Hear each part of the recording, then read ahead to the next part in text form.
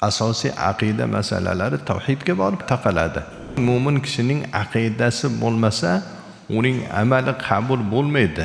Islom doirasidan chiqmagan holatda faqatgina islomni oliy qilish uchun xizmatkor sifatida kalom ilmini qo'llashni ulamolar hammasi yoqlagan va bunga fatvo bergan.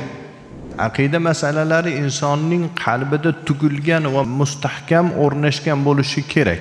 Musulmon kishi bu dunyoda hayot kechirar ekan, uning qalbdagi aqida masalalari va tashqi a'zolari bilan bajaradigan fiqhiy amallari, ya'ni amaliyotlari bor. Ya'ni musulmon kishining qiladigan amallari ikkiga bo'linadi. Birinchisi aqida masalalari. U insonning qalbidagi tasdiqqa bog'liq bo'lgan masalalar. Ikkinchi masalalar esa u tashqi a'zolari bilan bajaradigan amallari. Endi aqida masalalari nima? Aqida masalalari turli nomlar bilan nomlangan. Xo'p, bir paytlarda bu tavhid ilmi deb nomlangan. Yana bir zamonlarga kelib aqida ilmi deb nomlangan. Bir zamonlarda usuliddin ilmi deb nomlangan. Yana bir zamonlarga kelib kalom ilmi deb nomlangan. Demak, bu aqida ilmining nomlari turli zamonlarda turli atamalar bilan atalgan. Aqida ilmining tavhid deb nomlanishining sababi avvalda tavhid deb nomlangan, ya'ni Alloh subhanahu va taoloning yakka yagona ekanligi haqidagi bahslar bu fanda o'rganilgan. Allohning tavhidi, asosiy aqida masalalari tavhidga borib taqaladi. Alloh taoloni yagona deb bilish, unga shirk keltirmaslik masalalari aqida masalalarining eng ustuvor yo'nalishdagi masalalari hisoblanadi. Shuning uchun tavhid ilmi deb nomlangan. Bir zamonlarda usuliddin deb nomlangan. Ya'ni dinning asli bu. Mo'min kishining aqidasi bo'lmasa, uning amali qabul bo'lmaydi. Uning iymoni to'g'ri bo'lmasa, uning aqidasi to'g'ri bo'lmasa, Allohga rosmona iymon keltirib uni yagona deb bilmasa, demak, uning amallari qabul bo'lmaydi. Aqidada adashish juda ham katta xatar. Bir zamonlarda aqida ilmi deb nomlangan. Aqida bu hammamizga mashhur bo'lgan aqada yaqidu so'zidan olingan bo'lib, bog'lash degan ma'noni bildiradi. Demak, aqida masalalari insonning qalbida tugilgan va mustahkam o'rnashgan bo'lishi kerak. Endi bir zamonlar kelib bu aqida ilmi kalom ilmi deb nomlangan. Kalom ilmi deb nomlanishining sababi ulamolar aytadilarki, bu ilmda ko'p odamlar, mutaxassislar bir-birlariga so'zlab, bir-birlariga gapirib bu ilmni rivojlantirgan desa, bu haqidagi sahihroq gap shuki, bu ilmning kalom ilmi deb nomlanishiga boshqa bir sabab bor. Islomning avvalida dinni tarqatish arablarning orasida avj olgan edi. Ya'ni arab bo'lgan diyorlarda islom tarqay boshladi. Zaman o'tdi, vaqt o'tdi. Fors, Rum mamlakatlariga islom dini kirib bordi.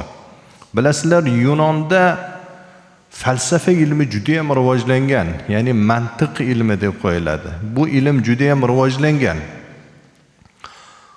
Bir zamonlar kelganki, mo'min musulmonlar boshqa din vakillari bilan yoki umuman musulmon bo'lmagan xalqlar bilan din haqida munozaralarga kirishishga majbur bo'lgan. Misol uchun, din ulamolaridan biri kelib ana shu xalqlarga, deylikki xususan Yunon xalqlariga borib, Alloh yagonadir, Allohu taologa iymon keltirgin desa, ular buni qabul qilmagan. Nima uchun qabul qilmaydi? Musulmon emas o'zi. Mana Qur'onda oyat bor, sen iymon keltir desa iymon keltirmaydi.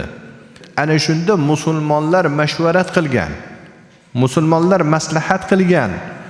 Mana g'ayri dinlarning oldida yoki umuman dini yo'q bo'lganlarni oldida biz gapirishga uyalib qolyapmiz, ha. Gapimizni o'zimizga qaytarib uryapti bular. Mantiqda bu. So'zda so'z o'yinida bu. Shunda ulamolar aytganlarki, aslida kalom ilmini o'rganish shariatda harom qilingan. Kalom degani, misol uchun men siz bilan gaplashib o'tiramanda, bitta joyga kelganda bitta so'z o'yinini qilib, siz yo'q degan narsani tasdiqlattirib olaman. So'zdagi sehr bu. Mantiq shuni ustiga qurilgan. Kalom ilmi ham mantiqqa o'xshaydi. Ikkita va uchta joyda birozgina farqi bor. Shunda ulamolar aytganlarki, endi kalom ilmini o'rganishga ruxsat beriladi degan. Nimaga desa, biz islomni oliy qilish uchun, islom aqidasini, Allohning tavhidini ularga tushuntirish uchun kalom ilmiga muhtoj ekanmiz. Bo'lmasa bizda hattoki musulmonlarimizda shubha paydo bo'lib qolyapti. Ular bizlarni gap bilan mot qilib qo'yapti.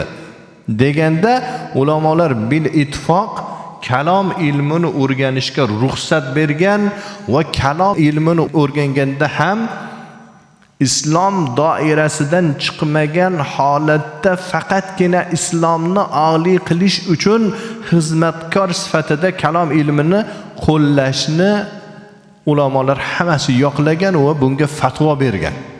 Ana shulardan bittasini aytib beraman. Buni ko'pchilik ahli ilmlardan eshitgansizlar. Abu Hanifa rahmatulloh alayh bir kuni bir dahriy bilan ko'rishishga to'g'ri keladi. U bilan munozara qilishlariga to'g'ri kelib qoladi va Abu Hanifa rahmatulloh alayh biroz kechikib boradilar.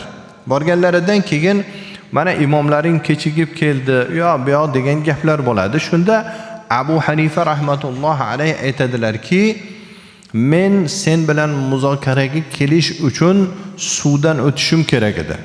Ya'niki daryodan o'tishim kerak edi. Qayiq yo'q ekan. Sohilda o'tirsam, bir paytda sohildagi bir qancha taxta poralari, yog'ochlar o'zicha o'zi birlashib bitta qayiq paydo bo'ldi. Shu qayiqqa o'tirib keldim. Haligi dahriy kuladi Abu Hanifa rahmatullohi alayhi ustilarida. O'zidan o'zi 4 ta taxta, ya'niki yog'och porasi o'zidan o'zi qanaqa qilib qayiq bo'lishi mumkin? Unga duradgor kerak, unga vaqt kerak. Uni yasash uchun kimdir o'zini ta'sirini ko'rsatish kerak deganda Abu Hanifa rahmatullohi alayhi aytadilarki, seni da'vo qiladigan narsang men da'vo qiladigan narsadan ko'ra og'irroq. Ha nimaga? Dahriyga aytadilar Abu Hanifa rahmatullohi alayhi. Osmonga qara, tepangga qara. Biror narsani ko'ryapsanmi? Ha, osmonni ko'ryapman. Quyoshni ko'ryapman. Demak, hozir kunduzi. Biroz vaqt o'tgandan keyin kech bo'ladimi? Ha, kech bo'ladi. Tun bo'ladi. Fasllar o'zgaryaptimi? Ha, o'zgaryapti. Dunyoda o'zgarish bo'lyaptimi? Daraxtlar bargini to'kayaptimi? Hosil beryaptimi? Ha, hammasini tushuntirib, shunda Abu Hanifa rahmatulloh alayhi aytadilarki, sen butun bir koinotni, galaktikani o'zidan o'zi yaralgan deyapsan. Egasi yo'q deyapsan. Nima qilibdi men 4 ta yog'ochni o'zidan o'zi bitta qayiqqa aylandi desam, seni da'voying og'irmi, meni da'voyim og'irmi deydi. Mantiq bu. Mana shu kalom, mana shu. Kalom uslubida Allohu taoloning soni'ini, ya'ni yaratguvchini borligini isbotlash, mantiqiy isbotlash.